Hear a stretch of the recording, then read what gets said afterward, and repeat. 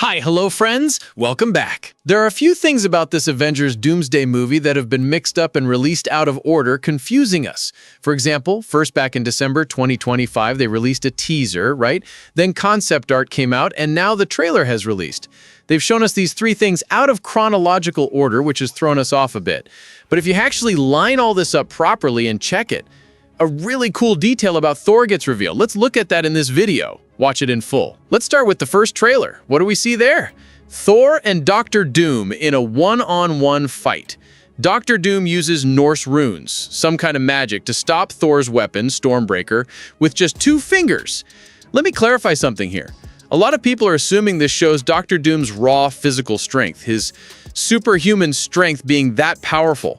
That's not the case at all. This is entirely a magical trick. If you believe this was superhuman strength, honestly, we're the fools here. What Dr. Doom actually does is this. He already knows in advance exactly who he's about to face and prepares accordingly. Literally like Batman, he already knows he's about to fight Thor next, so he infuses the right kind of counter magic into his armor beforehand and neutralizes Stormbreaker specifically for that fight. So to our point, Dr. Doom wins this fight.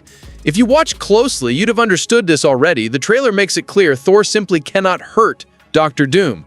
After this fight ends, Dr. Doom definitely doesn't kill Thor because Doom needs Thor to be scared and confused. That's actually one of Dr. Doom's key objectives here. So what does Thor take away from this? That out of every villain he's ever fought, this one is by far the most powerful. He's genuinely afraid after seeing his weapon casually stopped with just 2 fingers. There's likely another detail here too. By the end of that fight, there's a good chance Dr. Doom deliberately reveals his face. Maybe mid-fight, Thor rips off Doom's mask to see who's underneath.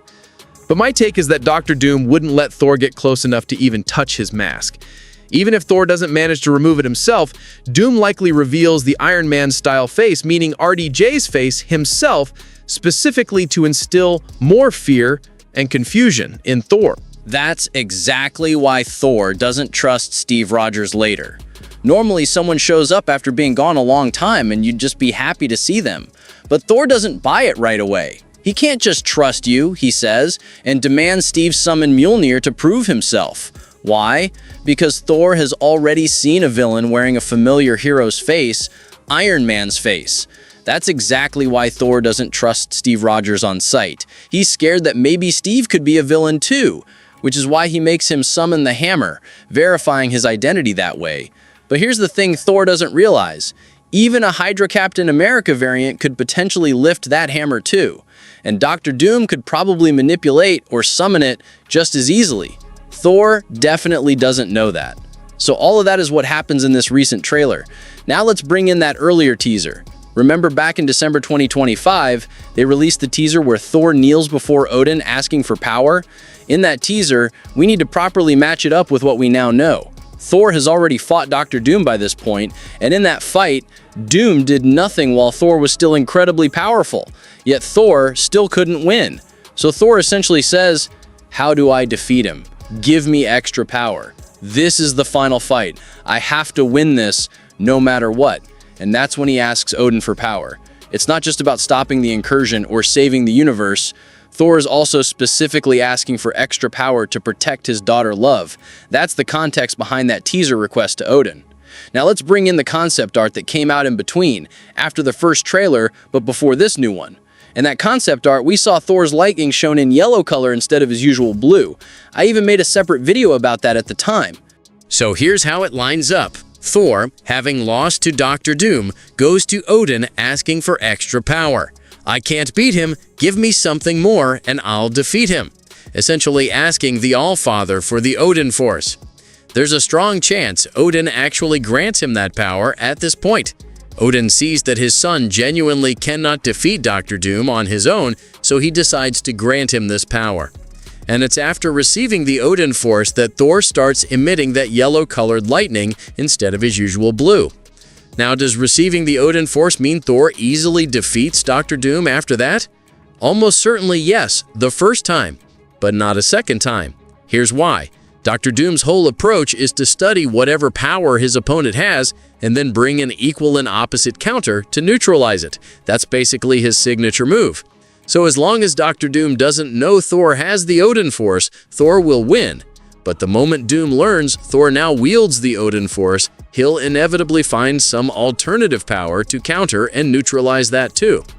So even if Thor gets the Odinforce, don't assume that automatically means he single-handedly stops the incursion, defeats Dr. Doom, and saves the whole universe. At the very least, though, that embarrassing two-finger moment probably won't repeat itself a second time. Doom stopping his weapon with two fingers like that likely won't repeat itself. So to summarize the sequence, first, in the original trailer, Thor gets beaten by Dr. Doom. Second, as shown in that earlier teaser, he goes to Odin requesting extra power. Third, he receives the Odinforce, which is what we see reflected in that concept art. A lot of you have probably been confused about all this. Many of you commented asking me, I don't understand any of this. Does it make sense now? First, Thor fights Dr. Doom in the trailer. Second, he verifies Steve Rogers' identity. Third, based on the concept art, he receives the yellow lightning, meaning the Odinforce. If you properly line all this up and match the pieces together, you can actually figure out the underlying story pretty easily. This is all just Marvel Studios playing their usual marketing games, releasing things out of order specifically to confuse us and build hype for the movie. That's clearly the strategy here. What do you all think about this? Does lining up the teaser, concept art, and trailer in this particular order make sense to you? Let me know in the comments section.